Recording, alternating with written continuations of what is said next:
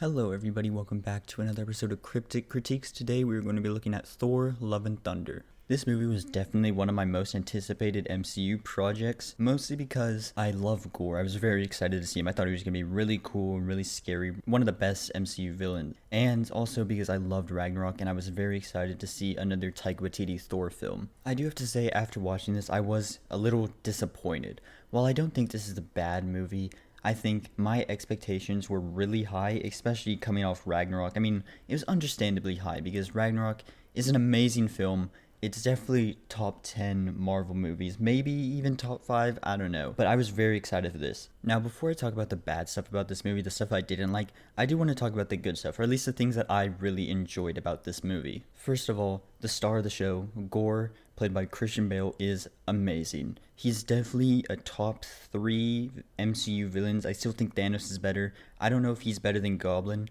but he's definitely up there. I think the way Christian Bale portrayed him, like the way Christian Bale gets very physical in the role, like he moves his body a lot, he like crouches down, makes faces, doing all this stuff to really emphasize that he means business and he is a scary villain. Also, he has great motives. He's just a really well-written character and amazingly casted. He's at least one of the best parts about this movie. I don't know about the best, but he is just amazing. I do wish he got a little bit more screen time though. He's barely in it. For him being the main villain, he's barely in it, but the scenes that he is in are amazing. They're awesome. They're great. The next thing I really liked about this movie is Jane Foster. Of course, I thought she was going to be fine, but I didn't think she would steal the show like she did. She is one of the best things about this movie. She's probably on par with Gore. Maybe Gore's a little bit better, but I really enjoyed her character, what she goes through, just Natalie Portman's portrayal of her, and her relationship with Thor. I think it's all really good, and she's definitely a lot better than I thought she was going to be. I didn't think she was going to be bad, but I just thought like Thor was going to be better. But no, I do have to say she is better than Thor. And of course, Thor, Chris Hemsworth, he was great. I don't think he was better than Jane or Gore, but he was still really good. I think all the main characters did their part in this movie. They were all good. They were all enjoyable to see again. And I really liked seeing their chemistry with each other and how they interacted with the situation and the world going on. And one last thing I wanted to say before I go on to the things I didn't like about this movie or the things that I thought were bad. The title, Love and Thunder, it's not just like a play on words. It's not just like, oh, this is a funny joke that we'll say. I think the love part in the title is very important. This movie heavily focuses on the theme of love. Like, I would say it's even more than the story. Like, this whole movie is about love and finding who you love and all that stuff. So I think the message is really good. It's really fun to see that the title actually, like, kind of means something, because usually in other ones, they're just, like, references to what happens. But that's just something, I don't know if that's good or bad. I'd say it's good, but it's just something I noticed while watching the movie. Now, I kind of wanted to talk about some of the stuff I didn't like about this movie. First of all, the CGI. I didn't think it was, like, terrible. It's not, like, horrible. It's good. It's good for a movie, you know, but it's not really, like, MCU standard. At least in some of the shots, it mixes, like, real things, like actual props with CGI, and it kind of looks like weirdly uncanny. Like, it doesn't look bad. It just like at least my brain was like, ooh, that doesn't look very good. Like, there's one like flashback scene. This is not a spoiler. This happens in like the very beginning of the movie, like the first 5 minutes, where it goes back to Thor as like a baby, and it's obviously a CGI baby, and it's like, oh, that looks a little weird. Like, I'm not saying they should have gotten a real baby, but it just, sometimes the CGI looks weird. The sets, though, I think they look great. I think for the most part, it's practical, or at least those like LED screens that they use in like Mandalorian. But the sets look fine, just sometimes the CGI looks a little uncanny for me. Now, there are moments in this movie, there's one big thing which I won't say, you'll probably know when you watch the movie, where I think it looks bad, or it looks weird, like on purpose. That's kind of what they're going for. This movie is very like goofy and silly, so they try and do like these weird things on purpose. Like, they don't try to make it look good and it looks bad. They try to make it look like bad, or at least like funny bad. I don't know, but it's just a little weird sometimes. Like, looking back, I was like, oh, that's fine, I guess. But now, like, when I was watching it, it was like, oh, that looks really weird.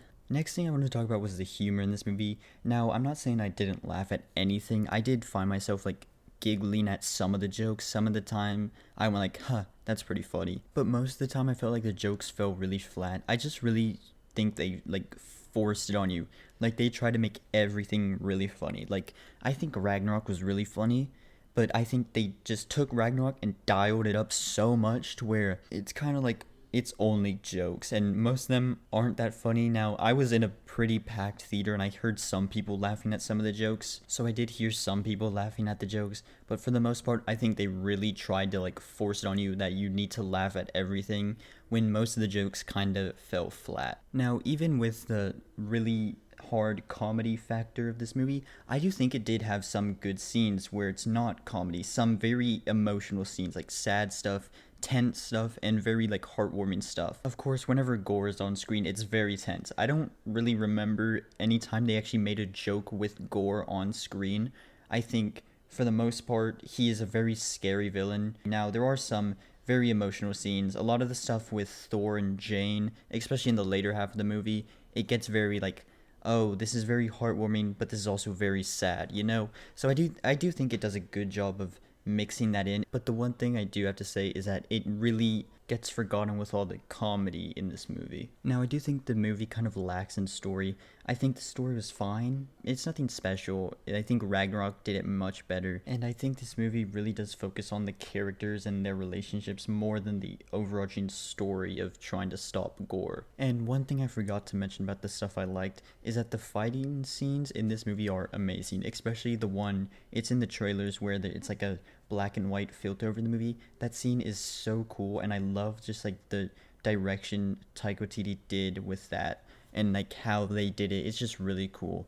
But anyways, let's just get on to the rating. Even though I did say a lot of bad stuff about the movie, the story, how the comedy isn't really there, I do think it is somewhat enjoyable. I found myself enjoying it. I had a good time during the movie theater. Do I think it's better than Ragnarok? No, but I definitely think it's a good movie. It's definitely not the best MCU movie. I am disappointed because I thought it was going to be a lot better, but I do think there are some really amazing things about this movie, but there are also some pretty bad things about this movie too. Now, I'm actually trying something new with Cryptic Critiques. Instead of giving it a numerical value, either 1 out of 10 or 1 out of 100, whatever, I'm going to just say if I like it or if I don't like it, if I think it's worth a watch or if I don't think it's worth a watch. Because I realize a lot of my ratings are stupid.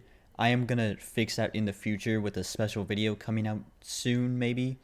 But I'm just going to say that I think Thor Love and Thunder is worth the watch. I think it is enjoyable for most people. I think you'll have a somewhat of a good time. I do think it might be a little hit or miss. Like you're either going to love it or you're going to hate it.